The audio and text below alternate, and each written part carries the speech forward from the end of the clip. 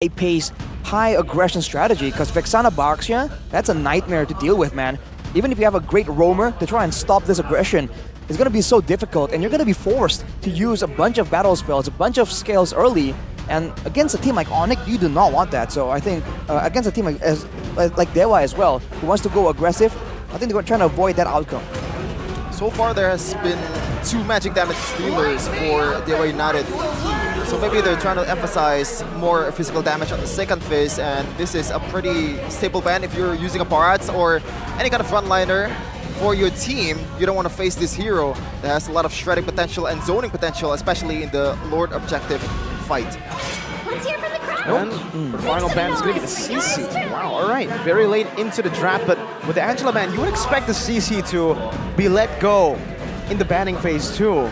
What do they have in mind here, Rush? The CC is just a strong laner, and I feel like if your EXP laner isn't really used to anything too crazy, and you just want to have a strong, aggressive laning phase, the CC is a great hero to put in that position. But now with the Grok picked here, interesting, hang on. This could still be Grok Roam, EXP Barats. It's a possibility, never say never.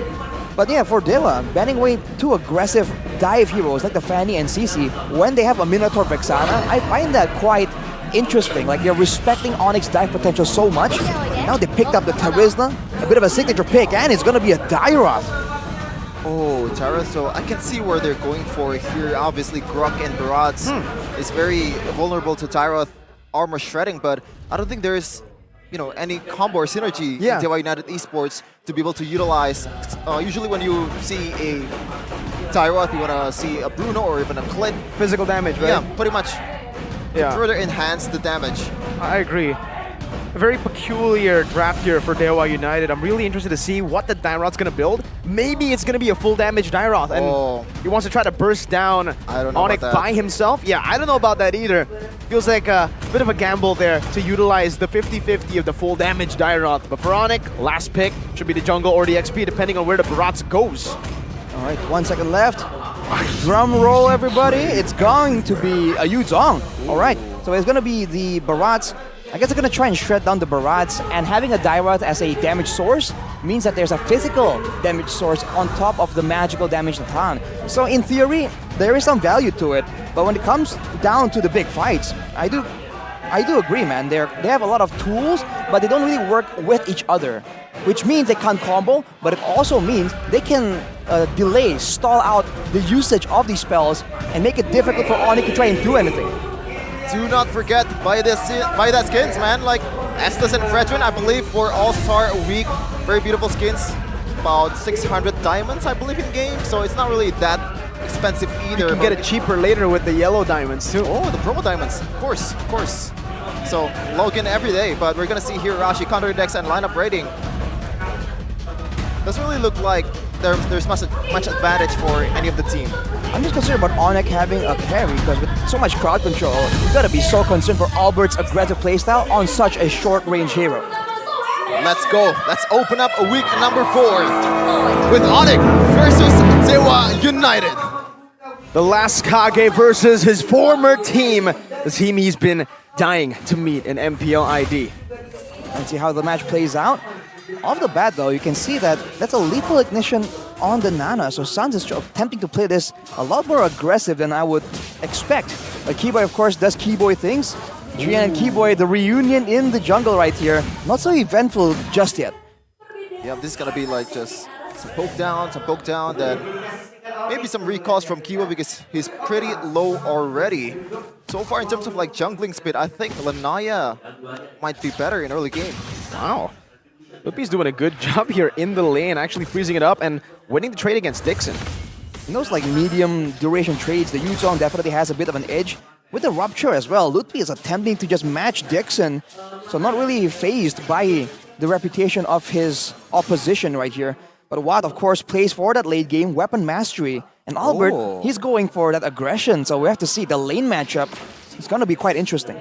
Very interesting. The Crown Prince choosing to go for Master Assassin because I believe in terms of like 1v1, Natan does have some kind of range to play with against a carry.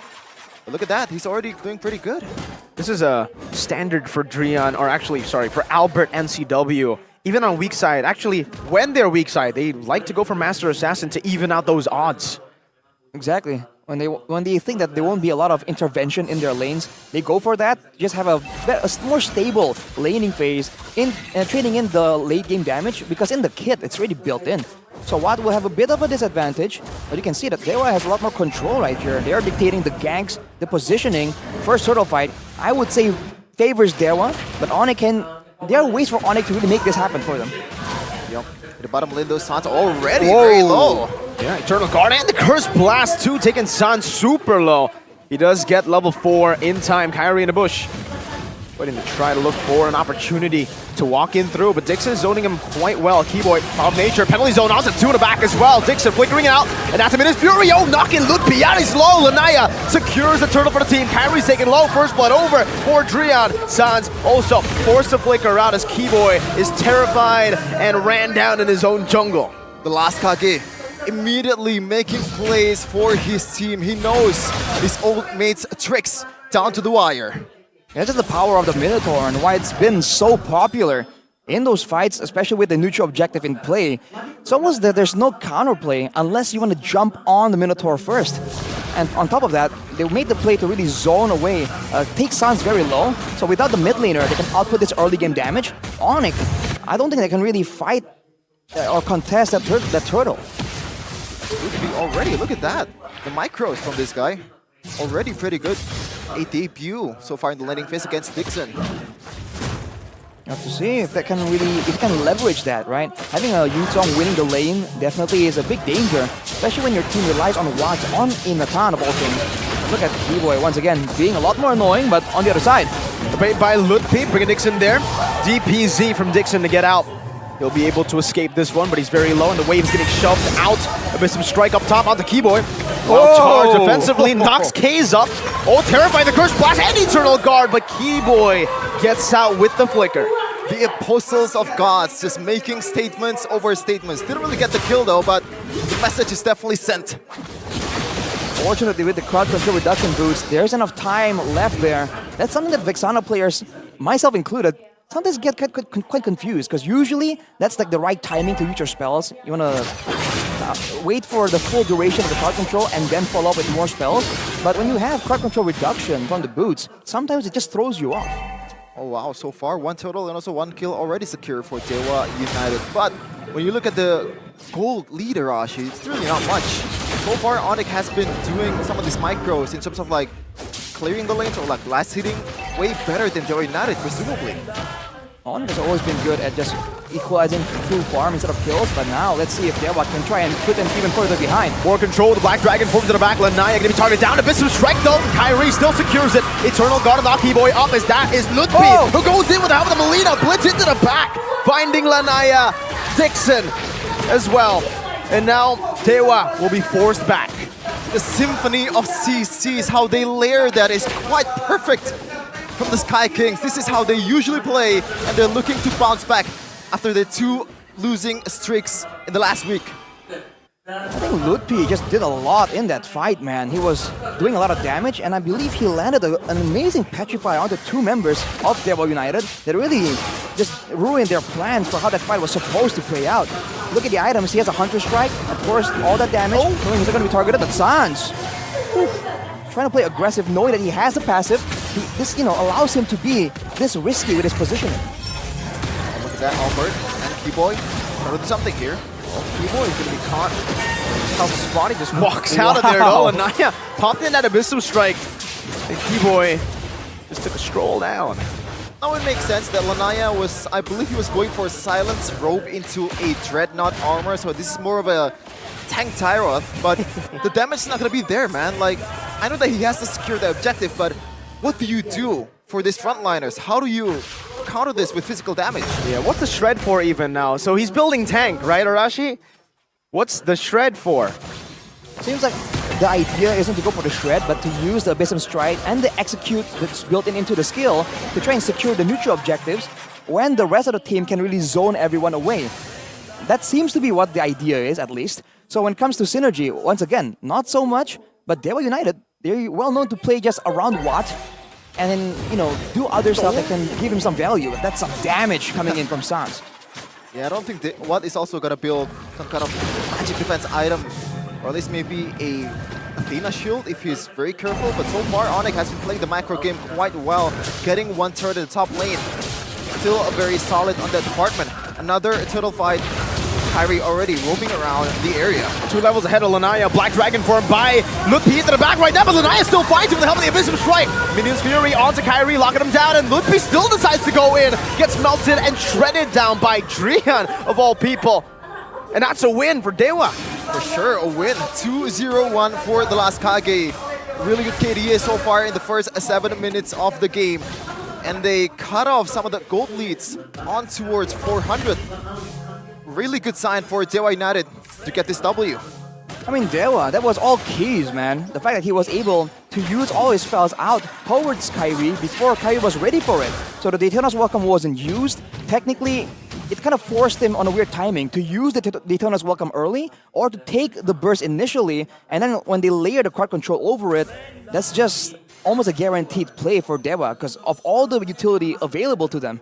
So when it comes to a 5v5 in a small area, especially with the Natan doing AoE damage kind of compared to the carry, I feel like ONIC needs to be very, very careful how they approach these fights. Especially Kyrie, right? Because I believe Kyrie kind of mistimed his Daytona's Welcome in the turtle exchange, so he can't really immune the CC away. So he has the biggest burden in terms of like Lord fight or turtle fight. Meanwhile, Keyboy getting chunked up quite low. No trades or like no meaningful trades just yet, but DEWA United, look at that, grouping up as a 5 already. I mean, they know they have the advantage in a 5-man team fight. Looking at the items here, already a Dominance Ice built in for Dixon, trying to deal against Ludpi. Ludpi, though, he has a War Axe on top of the Hunter Strike. That's a lot more aggressive than we're used to seeing from the Yuzong in the EXP lane. We'll see if he pays the price, because he can't get out with the Black Dragon form. But if he's forced to use it too early in a fight, that means that DEWA will have even more control over a neutral objective area. Great zoning by DEWA United onto ONIC, but Top look lane. up top, yeah, Ludpi. Very fast bird on that trade. Not even a single Hunter Strike for Lanayas. Oh my god. Woo! That's only a Genius 1 on the Nana, by the way. So that's some Nana gameplay for you. Especially if you get that magic defense shred from that Molina. It's going to be lethal, even from the frontliners of DEWA United. It is beefy, but against Nada, I think you got to be a bit more careful, especially with the CCs as well. It's going to be very difficult for DEWA United to evade all of that from Sans. Look at the player gold by UBS Gold right here. Watt and Albert still on top, but Ludpi actually is the third member around. He's been pushing a lot more. We'll see if we can find Watt in these fights. Watt so far away from this fight, Lanaya. Brought back by the missed penalty zone onto the back with a Minions Furious, but the knockup comes through. And it's Hayes, of all people, who finds the Lord. Watt with the entropy now, trying to look for a fight, but DEWA decide to disengage. They've gone the Lord. Sans with a bit of poke back onto DEWA. 2 for 1. And the Lord for DEWA. They're looking to siege down in the mid lane. Transform Drian. Still looking to zone ONIC away, and they have done it. Drian, once again, Arashi, once again with the plays. And so far, he has been one of the core members of DEWA United in terms of like securing the objectives, because that is his job, and he did it quite beautifully. Well, you're seeing again why the Minotaur pick was so prioritized by DEWA right here. Even there, despite the fact that Keyboy was able to actually do a lot of crowd control work as well in the back lines, it doesn't really matter when you're up against a Minotaur with a Grok, right? The comparison just isn't there. So for DEWA now, with the momentum, we'll see. With Jonathan having a Divine Glaive even, able to penetrate through the majority of the magical defense, DEWA can really pressure ONIC down here, because ONIC's wave here mainly is just Sans on the Nana. Yeah, but they're gonna take care of this Lord quite quickly with that burst, with the speedy light wheel from Albert, and you can see the gold swing right away.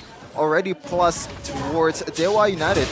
Now to ONIC, but it looks like they want to go for more in the top lane. They don't want to just go for more, they will take it. Kyrie is getting shredded by Watt. Like he's nothing. The penetration built up by Watt already is able to shred a Barat with full stacks. Oh man, so the Dyrod is pretty much, you know, just enabling some of the magic damage that they have. Doesn't really care about physical damage at all. Meanwhile, Keep on going for these sieges, even with no minions. They have Watt and the entropy of Natan. No problem. They're just brute forcing the turret takes right there. And for ONIC, now it's difficult. They have no real mobility to really move backwards, especially Kyrie on the Barats. That's why usually we see it paired with a Mathilda to try and supplement the survivability and the movement that the Barat really lacks. So now if DEWA just use one ultimate, maybe just the Eternal Guard, and then follow it up with some damage coming in from Watt, Kyrie is just forced to stay there and take some damage. And the best he can do is Daytona's welcome to go out, but he needs to save it in these big neutral objectives. Already getting comboed, Drian, not much of HP lost, and I believe some of the solution that ONIC could think of is just using Keyboy as the vision giver, right? Now, when Keyboy is already very low, now it's Kyrie's job to do that. And what so far? Like, look at these items, Arashi. I think he has enough damage to melt down all the frontliners of ONIC. Yeah, for sure, especially if he pops the entropy as well with a true damage shred. And on top of that, to make things worse for ONIC, Drian also has the Flask of the Oasis completed. So even if they do find a way to jump onto Watt, onto Lanaya to try and burst them down, or Keys even, there'll be an extra huge shield that will deny them. And a Holy Crystal now for Watt. That's a lot of damage, man. I think the only person that can really take that damage, it might be Kyrie, and we've seen how long he lasts, right? That's the best frontline they have. Because even with the Radiant Armor, you have to remember now it doesn't stack as fast. There's a 0.6 cooldown per stack. They've also fixed their macro. Look at the bottom lane. Slow pushing Jetson as well. Onto Dixon of all people. Now in the back, Eternal Guard has owned Albert away. Albert's not going to be able to dish out any damage. Lutpi is actually able to dive onto Cage. Flicker out to safety. That's a knockup on the back. And a Minions Fury on the Sans and Kai.